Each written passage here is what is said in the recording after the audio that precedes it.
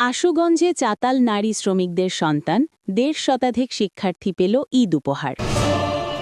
দেখছেন ডিজিটাল ব্রাহ্মণবাড়িয়া.com।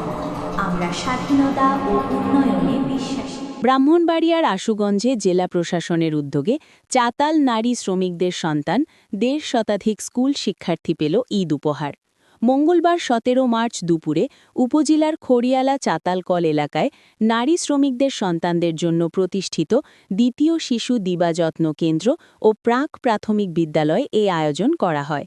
অনুষ্ঠানে প্রধান অতিথি হিসেবে উপস্থিত থেকে চাতাল নারী শ্রমিকদের সন্তান শিক্ষার্থীদের হাতে ঈদ উপহার তুলে দেন আশুগঞ্জ উপজেলা নির্বাহী অফিসার ইউএনও রাফে মোহাম্মদ ছড়া।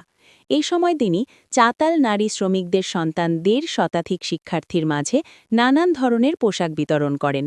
এই উদ্যোগে সুবিধাবঞ্চিত শিশুদের মাঝে ঈদের আনন্দ ছড়িয়ে পড়েছে। আয়োজকরা জানান, ভবিষ্যতেও এমন মানবিক কার্যক্রম অব্যাহত থাকবে।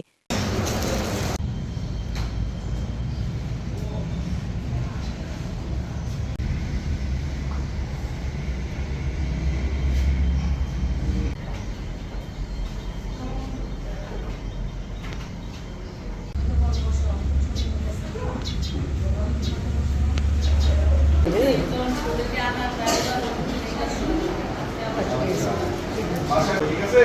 জি। আচ্ছা ঠিক আছে, তাহলে ভালো থাকো তোমরা। হ্যাঁ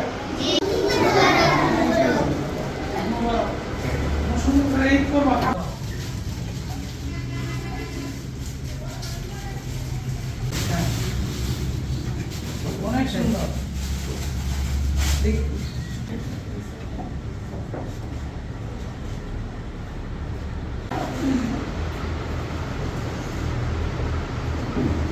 জি স্যার।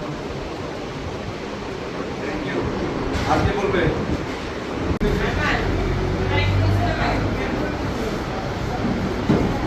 তোমার পছন্দ হয়েছে পোশাক?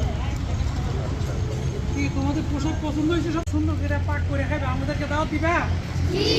কবে দিবা দাওয়াত?